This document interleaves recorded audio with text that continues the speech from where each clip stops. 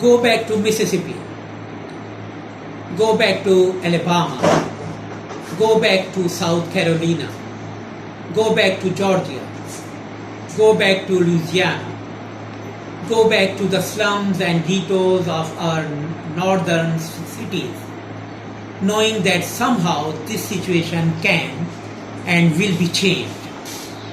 So now he asks his followers to go back to their cities, to their states. He names different cities and states, and he tells them to go back to the slums and ghettos, to go back to the underdeveloped areas where they are living in the northern cities, keeping in mind, believing that somehow this situation can and will be changed, that this depraved situation, this bad situation will ultimately change. Let us not wallow in the valley of despair. We are not to turn, to wallow is to turn, to toss in the valley of despair. No, we are not to toss in the valley of despair. We have no reason to become frustrated and disappointed. We are struggling, and we believe that ultimately our struggle will bear fruit. I say to you today, my friends, so even though we face the difficulties of today and tomorrow, I still have a dream. It is a dream deeply rooted in the American dream. He says, well, my followers, my compatriots, my countrymen, I want to tell you that though we are in difficult times, we are facing this difficult situation, but I still have a dream. My dream is still alive, and this dream actually has its foundation in the American dream. Now the term American dream is used for a larger dream that was dreamt by the founders of the modern America. And that dream consists of joy, freedom, facilities, and luxuries for all the citizens, for all the nationals of America. That every American citizen will be given opportunity to follow his dreams of getting his life as comfortable, as joyful, and as luxurious and as free as possible. So he says that his dream is also a part of that larger American dream. And it is from here that he starts using the expression, I have a dream, again and again, making his speech more powerful and more impressive. I have a dream that one day this nation will rise up and live out the true meaning of its creed. He says that my dream is that one day the nation will rise up, the nation will come to a higher position and live out, and practically it will be showing the true meaning of its creed, of its slogan, of its faith. Creed is a slogan. We hold these truths to be self-evident that all men are created equal. Now, these are the words of the American Constitution, the preamble of the American Constitution. And there, these words mean that the founders of or those who framed the Constitution of America believed, and they took it as truth, as obvious truth, self-evident truth, clear truth, that all men are created equal, that basically all human beings are created equal. When a child comes into the world, he is equal to all other human beings, whether he belongs to one race or the other race, one color or the other color. I have a dream that one day on the red hills of Georgia, the sons of former slaves and the sons of former slaves' owners will be able to sit down together at the table of brotherhood. He says that he has a dream that though today black people are discriminated against, they are not given opportunity to sit together with the white people, but he believes that one day, even in the state of Georgia, the sons of former slaves, now it's a new generation, rather 3 or 4 generations have now passed since the abolition of slavery. So now the sons of former slaves and the sons of former slave owners, now there are no slaves, now there are no slave owners, but there was a time when there were slaves, and now their second or third generation lives there. Similarly, there were people who were slave owners, and their second or third generation is also living there, and these children will be able to sit together now at the table of brotherhood. They will feel happy, they will be ready to become brothers, and they will sit together on the table of brotherhood. I have a dream that one day even the state of Mississippi, a state sweltering with the heat of injustice, sweltering with the heat of oppression, will be transformed into an oasis of freedom and justice. I have a dream that my 4 little children will one day live in a nation where they will not be judged by the color of their skin, but by the content of their character. He says that his dream is that his 4 little children, and obviously he's not talking about only his children, he's talking about all the black children. He says that these children will be the citizens of a country, members of a nation, where they will be judged not on the basis of the color of their skin, their value, their worth will not be judged on the basis of whether they are white or black, but by the content of their character, but by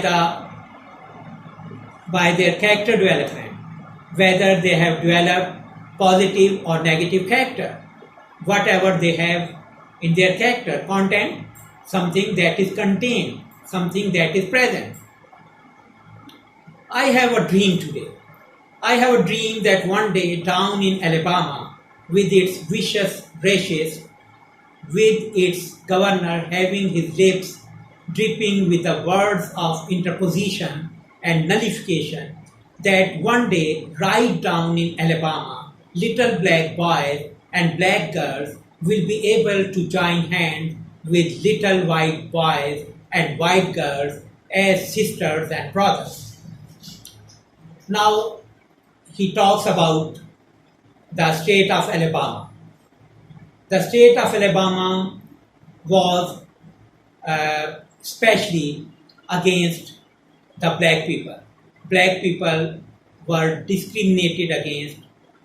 They were treated unjustly and cruelly in the state of Alabama, because there were vicious racists, vicious, evil-minded racists, those who believe in racial discrimination. Even the governor was against the black people, and he usually gave statements against the black people. That's why he says his lips dripping with his lips uttering the words of interposition, incrimination, blaming. The governor of Alabama was always blaming the black people. He was always incriminating them. He was always putting blame on them. And nullification, he was always negating their rights, negating their dignity. He didn't respect them, and he always blamed them for the crimes in the state. That one day, right down in Alabama, but he believes, he has a dream, that even in this state, little black boys and black girls will be able to join hands with the little white boys and white girls. He believes that this discrimination between the white and the black will ultimately come to an end even in the state of Alabama, and white boys and girls and black boys and girls will one day become sisters and brothers. I have a dream today. I have a dream that one day every valley shall be exalted. He says that he has another belief. He has another dream. Valley is when we put valley against mountain, it means a place in depression, a lowly place. So he says that even the lowly people, the people living in depression of cruelty, in depression of atrocity, in depression of discrimination, they will be exalted. They will be given high position. Every hill and mountain shall be made low, and the high people, the people belonging to dignified and higher position, will be brought low. What he wants to say that all the people will be made equal. The rough places will be made plain. Now all this is metaphoric. He is using metaphorical language, poetic language. He says that rough places, those people who are using rough language, who are blaming the black people, they will be made plain. Their language will become tolerable. Their language will become positive, and the crooked places will be made straight. Crooked places, bent places, D-shaped places. So whatever harms have been done to the black people will be addressed, will be corrected, and the glory of the Lord shall be revealed. And in this way, the dignity of the grandeur of Lord God will be shown, will be exposed, revealed, and all flesh shall see it together. And all human beings, flesh here means human beings, all human beings will witness this great change together. This is our hope. This is the faith that I will go back to the south with. He says that it is our hope, and it is the faith, it is the belief. And with this belief, he is going back to the south. With this faith, we will be able to hew out of the mountain of despair a stone of hope. And it is with this hope, it is with this faith that they will be able to hew out, to cut out of the mountain of despair. Yes, the mountain of despair is very great, very heavy, but with this faith, it will be possible for them to cut out a stone of hope. With this faith, we will be able to transform the jangling discords of our nation into a beautiful symphony of brotherhood. And he says, well, at present there are differences, at present there are disputes, and there are jangling discords, jangling, disturbing, very harsh, harsh to the ear, jangling, harsh to the ear, discord, noisy of our nation. So whatever noises of differences and disputes we are hearing today, all these noises will be transformed in beautiful symphony of brotherhood, in beautiful and rhythmic music of brotherhood. Symphony is rhythmic music. With this faith, we will be able to work together, to pray together, to struggle together. So if we have this faith, we'll be able to work together, to struggle together, to pray together, to go to the jail together. Yes, in the way of freedom, many of us will have to go to jail to stand up for freedom together. But our struggle for freedom will continue together, knowing that we will be free one day. With this belief, with this knowledge that ultimately one day we will win our freedom. This will be the day when all of God's children will be able to sing with new meaning. And in this way, all the people, all the creatures of God will be able to sing together this song, My country, 'tis of thee, sweet land of liberty, of thee I sing.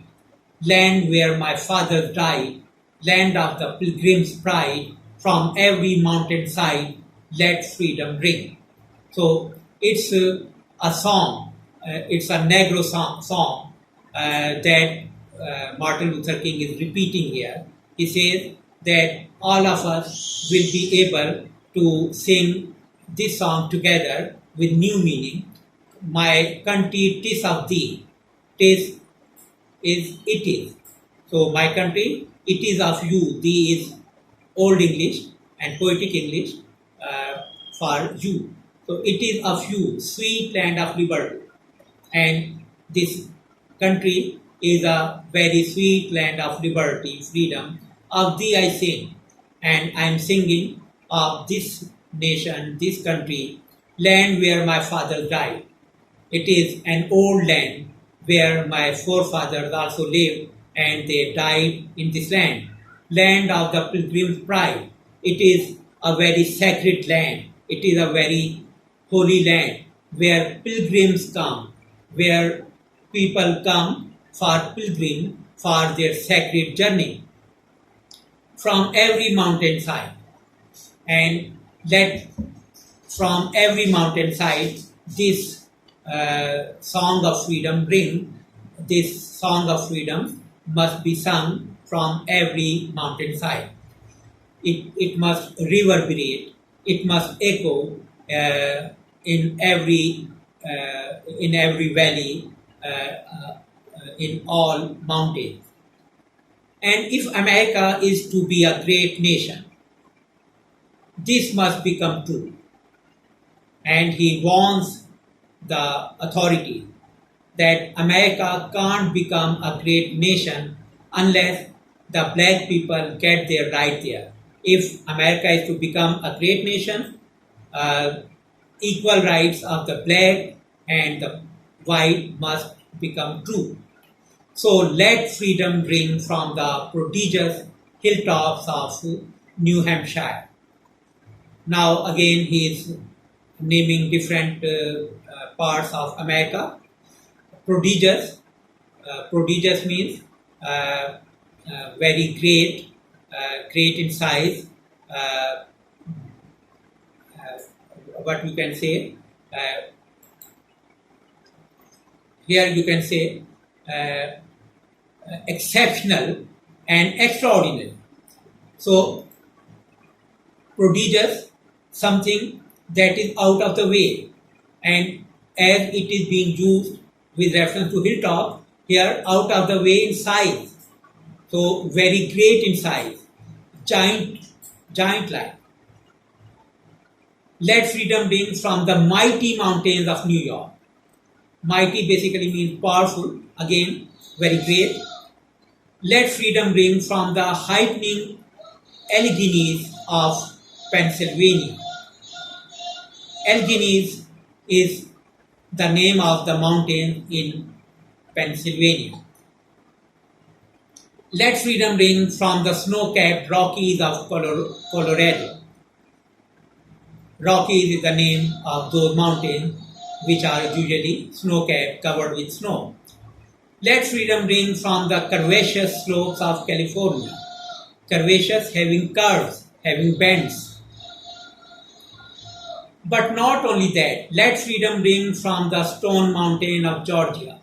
Let freedom ring from Lookout Mountain of Tennessee. So he names different states and different mountains, and he says that the song of freedom, the hymn of freedom, must be sung, must ring in all mountains and in all valleys. Let freedom ring from every hill and molehill of Mississippi. From every mountainside, let freedom ring. So freedom must be sung in all the hills, in all the mountains, in all the hillocks, hillocks. And when this happens, and when we allow freedom ring, and he says that if it becomes a reality, if it becomes a truth, and freedom starts ringing all around, when we let it ring from every village and every hamlet, hamlet is a small home, a hut. Freedom from every state and every city, we will be able to speed up that day. So if freedom rings from every valley, from every state, from every city, from every village, we will be able to accelerate, speed up that day when all of God's children, black men and white men, Jews and Gentiles, Protestants and Catholics, will be able to join hands and sing in the words of the old Negro spiritual, freedom at last, freedom at last, free at last, free at last, thank God Almighty, we are free at last. So he says that only when freedom will be ringing all around, we'll be able to speed up that day. That day will be accelerated. That day will come closer when all of God's children, black men and white men, Jews and Gentiles. Gentile is a word that is used for the Christians.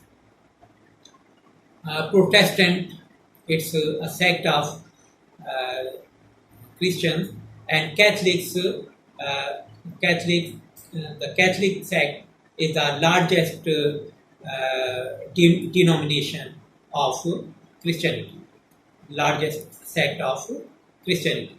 So he says that all the people, all the Americans, whether they belong to white color or black color, whether they belong to Jewish faith or Christian faith or Protestant faith or Catholic faith, all will be able to join hands. They will get united and sing in the words of and in that way they will be able